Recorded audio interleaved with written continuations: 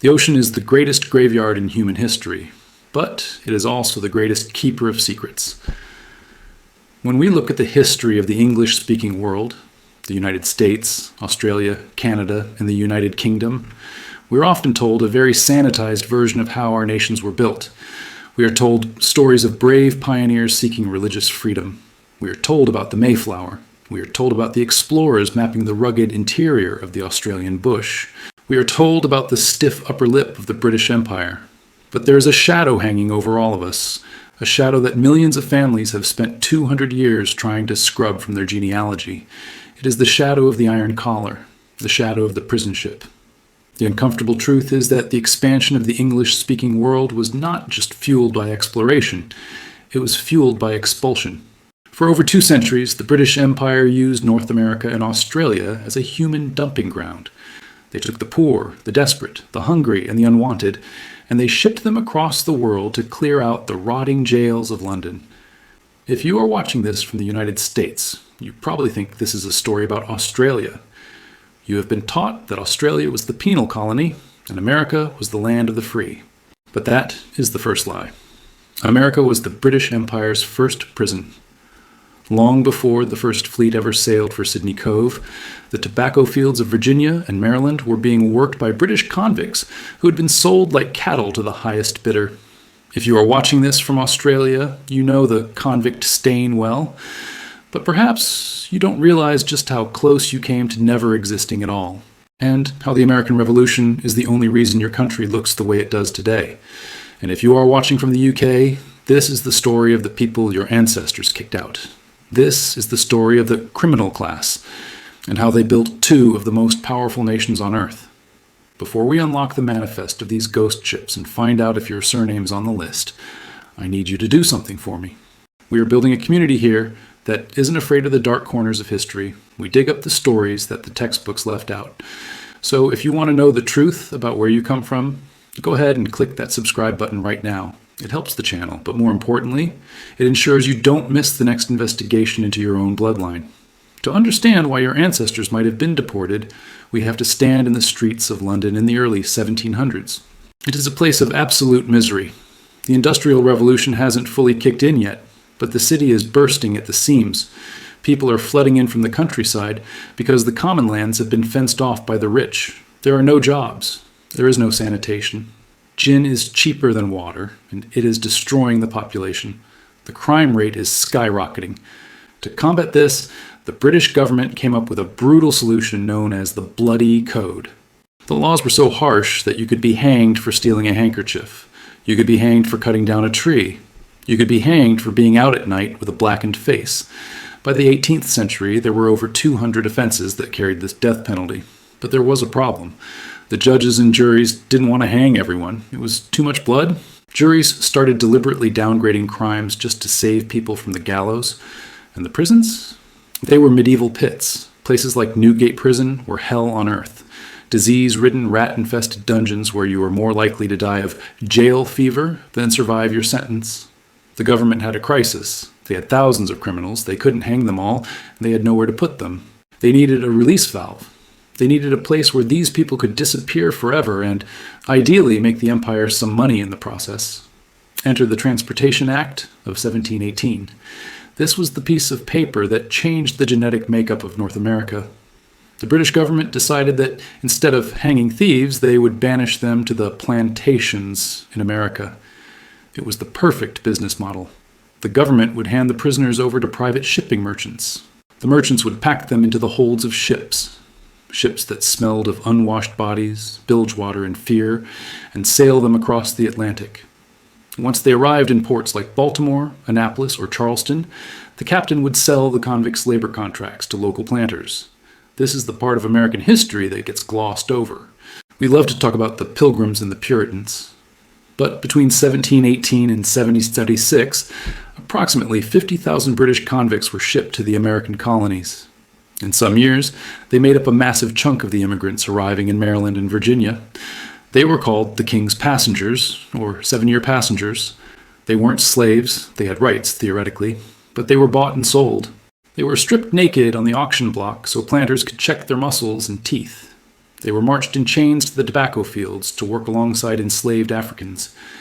If you have deep roots in the American South or the Mid-Atlantic, and you have hit a brick wall in your genealogy around the year 1750, there is a strong chance you are looking for a convict, but you won't find a record of them boasting about it. Unlike the Australians, who have recently embraced their convict history, Americans buried it. Once a convict served their 7 years, they often changed their name. They moved west into the Appalachian Mountains. They reinvented themselves. They became the pioneers. But make no mistake, the labor that built the early American economy was partly penal labor. But then, the world turned upside down. In 1776, the American colonies did the unthinkable. They declared independence. And one of the very first things the new United States did was shut the door to British convict ships. Benjamin Franklin, one of the founding fathers, had famously complained about the practice years earlier. He suggested that if Britain was going to send their rattlesnakes to America, America should send literal rattlesnakes to England and release them in the King's Garden. When the war started, the transportation stopped. This caused a catastrophic bottleneck in Britain. The war with America dragged on for years. The courts kept sentencing people to transportation, but there was nowhere to send them. The prisons filled up instantly. The government panicked. They started buying up old, rotting warships, decommissioned vessels that were unfit for the sea. They stripped out the masts, anchored them in the mud of the River Thames and the southern ports, and turned them into floating dungeons called the hulks. Life on the hulks was a special kind of nightmare. Men were chained to the floorboards. The air was thick with tuberculosis and typhus. They were forced to work on the riverbanks during the day, dredging mud, and thrown back into the dark holds at night. The death rate was horrific. For 10 years, Britain tried to figure out what to do. They looked at the map. They considered Africa, but the disease rates were too high. They needed somewhere far away, somewhere inescapable. They looked at the reports from a man named Captain James Cook, who had stumbled upon a vast, empty continent on the other side of the world a few years prior. He called it New South Wales. It was dry, it was hot, and it was practically on the moon as far as the British were concerned. It was the perfect prison. In 1787, the First Fleet set sail.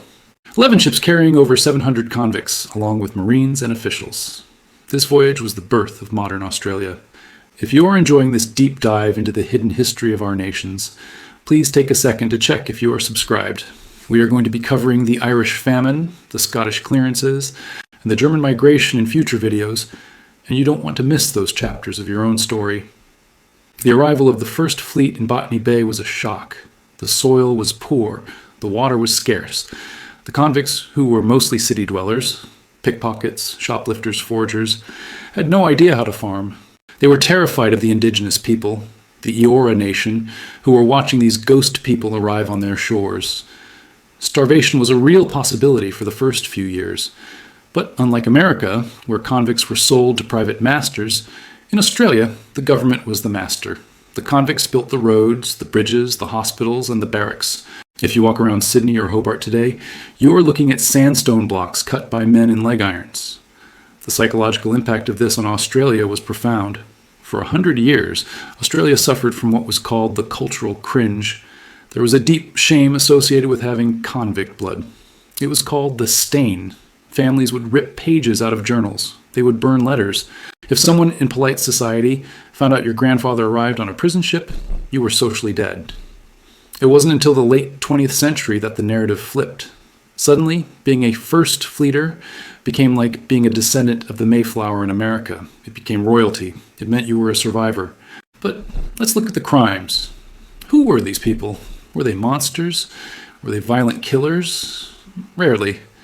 The British government generally hanged the murderers and rapists. The people sent to America and Australia were property criminals. They were survival criminals. A huge number of them were Irish political prisoners fighting for independence. Others were young boys, 12 or 13 years old, who had stolen a loaf of bread or a pair of boots. There were women who had stolen fabric to make clothes for their children. This is where the criminal gene idea falls apart. These weren't bad seeds. They were people crushed by a class system that criminalized poverty. In fact, when you look at the success of their descendants in both the US and Australia, it proves that criminality isn't genetic. It's circumstantial. The moment these criminals were given land, opportunity, and freedom, Once they served their time, they became governors, explorers, farmers, and business tycoons. The grandfather might have been a thief in London, but the grandson was a senator in Washington or a parliamentarian in Canberra. The connection between the US and Australia through this convict history is deeper than just the ships. It's about the DNA of the nations.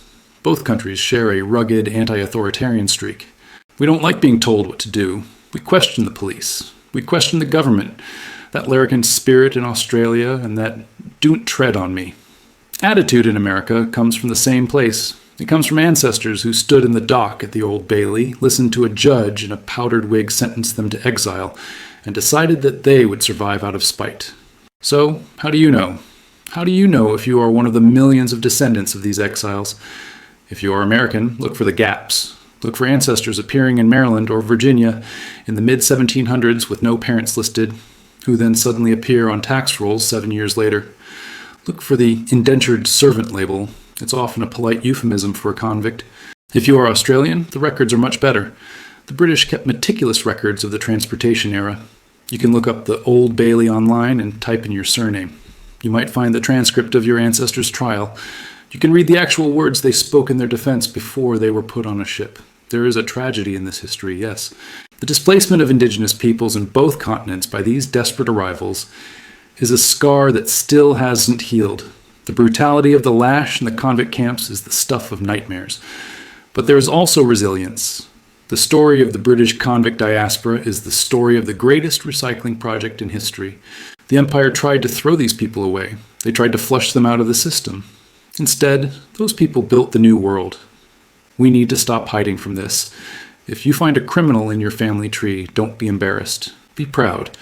It means you are descended from someone who faced the terrifying unknown of the ocean, endured the hell of the hulks and the holds, survived the labor camps, and managed to build a life so that you could exist today.